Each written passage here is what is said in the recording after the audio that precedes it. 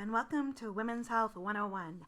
My name is Dr. Pamela Frank. I'm a licensed naturopathic doctor and clinic director at Forces of Nature Wellness Clinic. For those of you who don't know us, we were founded in 1999 by myself. We provide a full slate of wellness services to the Yonge and Eglinton community of Toronto. We offer everything from acupuncturists, chiropractors, naturopaths, osteopaths, dietitians, and psychotherapists to transform disease and enhance people's health and their lives. Hey everyone, we're going to dive right into the nitty-gritty of what it means to stay happy and healthy as a woman, which means that I'm here to answer all the questions that you have because it's your health that's at stake. This is a safe space and there's no need to be embarrassed. If you have a question, you can post it in the comments, but if you're shy about doing that, email me at pfranknd@forcesofnature.ca. Promise I read every single one and I will reply myself. PMS, or premenstrual syndrome, is a combination of symptoms that many women get about a week before their period starts. Most women report getting some combination of symptoms such as bloating, mild cramps, headaches, and moodiness. While these are common symptoms, depending on the severity, they can indicate hormone imbalance, such as conditions like endometriosis. If you're getting cramps that are so bad that you're missing work or school, you should have a chat with your medical doctor and your naturopathic doctor. Cramps of this severity are not normal. You should not have to live with that every single month. Do you get PMS symptoms? If so, which ones? Let me know in the comments. Cramps affect about half of all menstruating women, but despite how common they are, folks don't really know how to tell what's normal from what's abnormal. If you're experiencing any of the following symptoms, you should check with your medical doctor and a naturopathic doctor. Pain that lasts more than 2 or 3 days, pelvic pain at times besides your period, over-the-counter pain medications don't offer relief, you're calling in sick for work regularly due to pain, you're worried that something's not right. If your cramps are making it difficult for you to go about your day, don't accept it's normal, you're fine as an answer. Keep looking for solutions. If severe cramping is accompanied by fever, vomiting, dizziness, or unusual vaginal bleeding or discharge, call or visit your doctor or the ER right away. Sometimes a fluid-filled sac called a cyst develops on your ovaries. Most of these cysts are benign, painless, and cause no symptoms. However, sometimes symptoms can appear as the cyst grows. These symptoms include abdominal bloating or swelling, painful bowel movements, pelvic pain before or during your menstrual cycle, painful intercourse, pain in the lower back or thighs, breast tenderness, nausea or vomiting, faintness or dizziness, fever. These symptoms can indicate that a cyst is ruptured or that an ovary has shifted into the wrong position. Routine gynecological exams and ultrasounds detect cysts early on and save you from invasive surgeries to remove them and reduce your risk of and prevents any reduction in your fertility and other complications. If you're developing cysts, I can help you get to the root cause of them to prevent future occurrences. Hormone imbalances like high testosterone or DHEAS, high prolactin, hypothyroidism, and low estrogen can be the root causes of cyst development. Severe menstrual cramps can also be a sign of endometriosis. Imbalances in the female hormones estrogen and progesterone are usually at fault in this case. Diet, stress reduction, and exercise are the foundations of good hormone balance. In addition, as an ND, I regularly prescribe vitamins, minerals, and herbs that correct the hormonal imbalances that cause cramps and endometriosis. Vaginal discharge is something no one really wants to talk about, but we should all know about. What's normal, what's not normal, let's find out. Thin or thick, whitish discharge represents fairly normal discharge, especially in the absence of any other symptoms. It can be clear to milky in color, can vary in consistency from watery to mucousy, and odor, if there is any, should be kind of mild. Yellow or greenish discharge is abnormal discharge and could be a sign of a bacterial infection or a sexually transmitted disease, so you should see your doctor.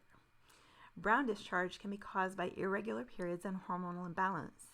If it keeps appearing, it could be a sign of serious uterine or cervical issues. Talk to your medical doctor or gynecologist. Very thick, white, chunky discharge is likely a yeast infection. You may notice a yeasty odor. Accompanying symptoms include itching, redness, irritation, and burning. Thin or watery grayish discharge with a fishy smell can be from bacterial vaginosis or BV. This can be treated naturally through a naturopathic doctor or by your medical doctor. You may also experience itching, burning, redness, and irritation with BV. If you get recurring infections, sometimes the solution to normalizing vaginal bacteria growth is to balance your hormones. What determines what bacteria can grow vaginally is the vaginal pH. Vaginal pH is tightly regulated at an acidic pH between 3.8 and 4.5. What regulates that is the probiotic bacteria that normally inhabit your vagina. Beneficial bacteria like these are fed by glycogen that is broken down into glucose.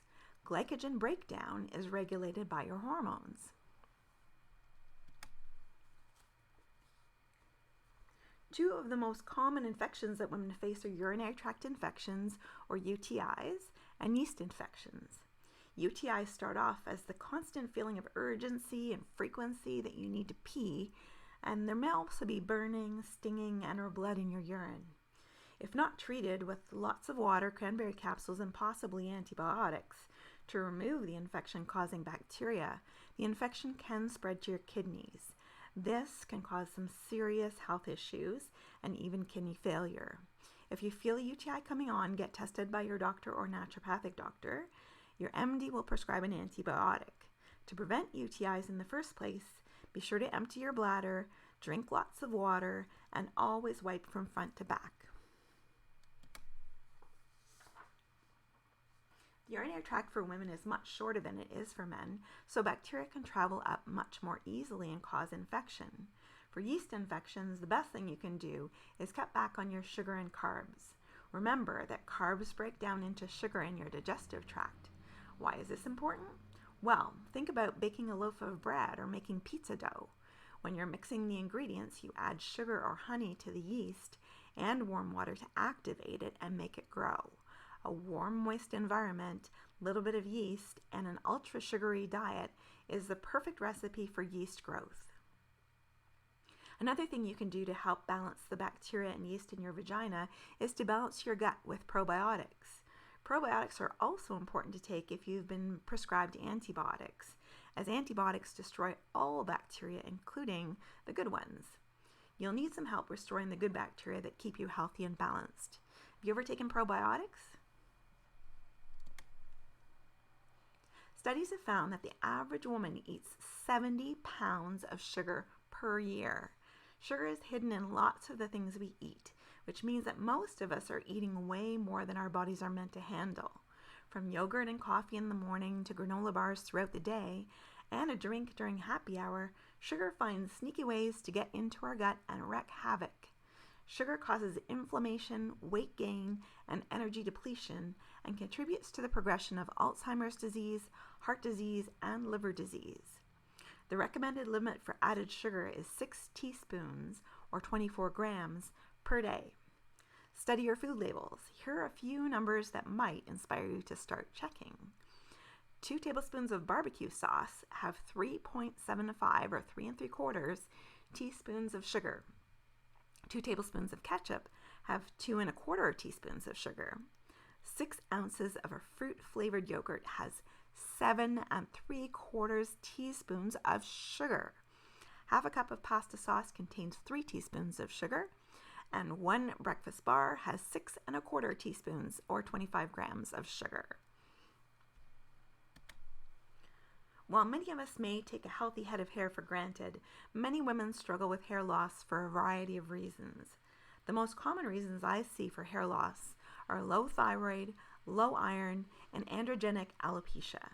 The solution for each is different depending on the cause. For thyroid, it's important to have a thorough thyroid blood test done. Testing all of the parameters for thyroid, which includes not only TSH, but also free T4, free T3, reverse T3, and thyroid antibodies, provides a better picture of thyroid function and, if it's not working well, why it's not working well. Low iron is a common problem for women too. It may be due to excessive blood loss with your period, low intake, or poor absorption of iron. If periods are very heavy, it may be due to hormone imbalance, usually estrogen dominance. This can be corrected through diet, stress reduction, exercise, and select vitamins, minerals, and herbs. Vegan and vegetarian diets need to be done correctly in order to ensure adequate iron intake. And having a healthy gut helps iron absorption. If you have digestion symptoms, you may need to remove food sensitivities that are creating inflammation and blocking iron absorption. Androgenic alopecia is best treated through diet, exercise, and measures to lower blood sugar and insulin. Insulin is what increases your body's production of the male hormones or androgens. Your nails reflect your overall health in many ways. Spooning of the nail can be from iron deficiency. White spots on your nails may indicate a zinc deficiency. Ridges in your nails may be due to poor gut health. Healthy nails require good digestion and absorption of protein and minerals. Hormones also influence your hair and nails. Nail biting may be from anxiety or OCD. Sometimes a gluten-free diet helps. Otherwise, restoring the normal balance of hormones and neurotransmitters helps to calm anxiety and OCD. Dry nails and lots of hangnails. Each night, moisturize your hands and dab a bit of concentrated natural moisture like shea butter, olive oil, coconut oil, or jojoba oil on each nail. The way that you start your day will dictate how the rest of your day goes. So, create a routine that inspires you to be productive. One of the best ways to get in the right headspace to face your day is with a few minutes of reflection or meditation. It doesn't have to be more than a few minutes, and you can get started as soon as you wake up. Just sit comfortably, think about what you want to accomplish that day, then set an intention. Be strong, be kind, be brave, and send some positive energy toward that thought. Not into sitting quietly? Think these thoughts while moving. Do some gentle stretching, some squats, some jumping jacks, or whatever makes you feel good. What's your current morning routine? End your day on the right note by creating a nighttime routine that sets your mind to rest and prepares you for a good night's sleep. Take these tips into consideration. Switch from overhead lights to lamps and smaller, softer lights after 8 p.m. Teach your brain that it's time to wind down by getting into the habit of preparing a warm beverage before you go to sleep. Lemon balm tea or hot water with lemon and ginger are great options. Plus, the warmth will help with digestion. Try taking a warm shower or bath. Your body temperature naturally dips at night. So when you submerge yourself in warm water, your temperature rises and the cool down period immediately afterwards relaxes you. Anoint yourself with relaxing scents like lavender or chamomile before bed. Better yet, find or make a linen spray with scents that help calm your system and prepare for a deep sleep. What do you do to wind down for the night? Everyone's skin is unique. Take note of foods that show up on your skin the next day. Common culprits for skin include sugar, greasy foods, dairy, and eggs. Try not to pop your pimples. Instead, help the process along with spot treatment. Find a clay mask or make one from kaolin clay and some water or apple cider vinegar. Apply to blemishes for 10 to 20 minutes and then rinse. Repeat 3 times a week until the blemishes are gone. Eat fish 2-3 times a week for the omega-3s that will help your skin. Make sure to get your 8 glasses of water a day. Sometimes skin health is a reflection of your gut health. If you have digestion symptoms, you may need to fix what's going on in your gut to get that reflected on your skin. Social media, advertisements, television, and movies can all make us feel as though our bodies aren't good enough. This can lead to unhealthy eating habits, dangerous dieting, and a negative mental state. To combat these thoughts, try these tips. Recreate your social media. If you use Instagram, cleanse your feed of pages that make you feel anything negative. Instead, replace them with things that make you happy, like pictures of animals, healthy food recipes, beautiful art, poetry, and body positive images. Throw away clothes that don't fit you anymore. Keeping them around can act as a negative reminder every time you open the drawer that you're trying to measure up to something that you used to be. Donate the old and treat yourself to some cute clothes that fit you properly and make you feel good. What do you do to make yourself feel better about your body? Anxiety affects millions of people, and trying to keep it under control can be difficult. Depending on how severe your anxiety is, there are different tactics for you to try. But if you have mild anxiety that pops up every once in a while, try these tips. 1. Separate yourself from what you're doing, move elsewhere into a different physical space, and breathe deeply for a whole minute. 2. When you're feeling anxious, take a moment to think about what it is that's making you feel worried, then tell someone about it. Try something like, "I'm sorry if I seem a little distracted today. I think I'm worried about blank. And it's taking up a lot of headspace. Please don't take it personally if I'm acting a bit distant." And number 3, write it out. Thoughts get stuck floating around your head and can get overwhelming. Take a few minutes to jot down everything you're thinking. It'll help you process your thoughts. Hormone balance plays a key role in moods like anxiety and depression too. Your hormones regulate how well the receptors in your brain that take up antidepressant and anti-anxiety neurotransmitters like serotonin and GABA work. I've seen hundreds of women whose moods improved once they got their hormones corrected. Do you struggle with anxious thoughts? When you do, what helps you feel better? Self-care is a term that we're hearing a lot about lately. It refers to the practice of taking an active role in protecting one's own well-being and health during times of stress. Here are some ways to practice self-care. Plan out your meals for the week. You'll include nutritious foods and save money from being tempted to eat out. Take power naps when you need to. 20 minutes is ideal.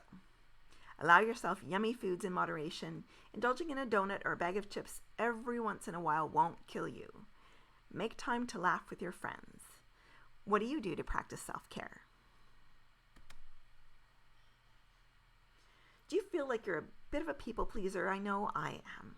It's easier to say, "Yeah, sure," when someone asks for help, but you can't say yes to everything. When you do, you'll pile way too much on your plate and end up drowning in stress. When you're ready to put your foot down, use these steps. 1. Keep your response simple. Be strong in your language. Remember that you're not asking permission to say no. Buy yourself some time if you're not sure. Use phrases like, "I'll get back to you." Consider a compromise, but only do so if you agree with the request, but have limited time or availability. Understand that it's your right to say no. You're turning down the favor, not the person.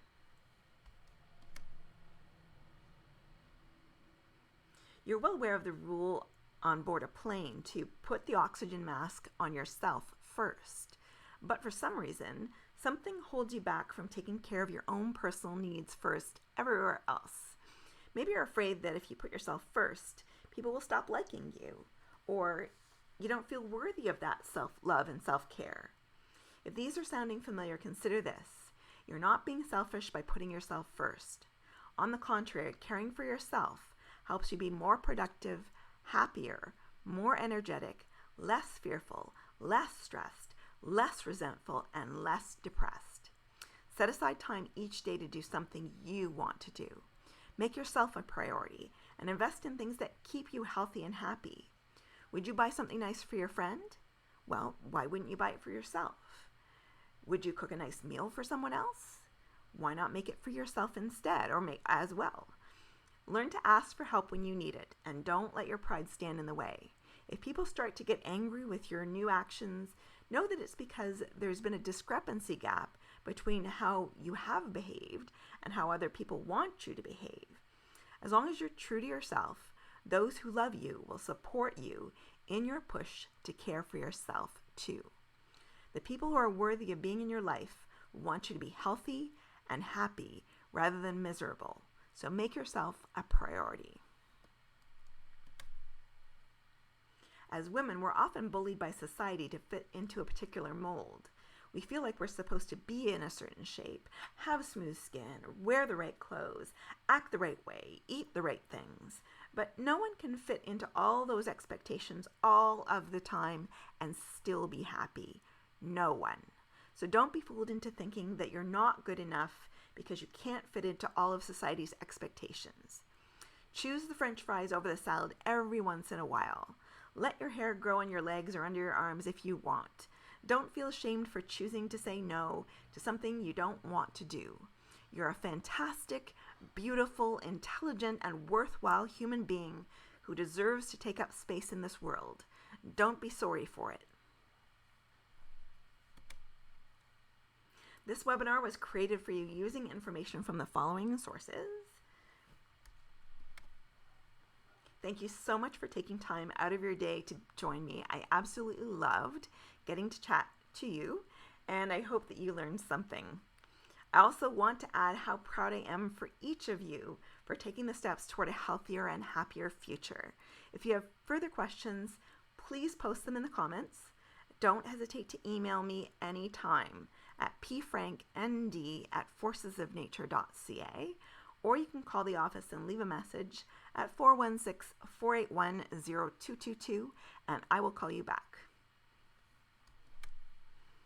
I really enjoyed our time together. I have had a number of you reach out to me already with questions.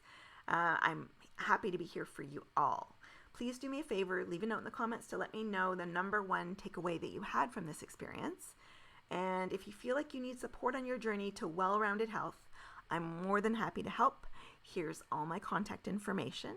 And as I said, feel free to reach out to me by email, especially if there's something that you wanted to ask, but you just didn't really want it to be something that you asked in front of everybody. My email again is pfranknd@forcesofnature.ca. And you can reach out to me on Instagram at Toronto_naturopath. That should say Toronto_naturopath. And our website's forcesofnature.ca. Thanks so much. Have a great evening.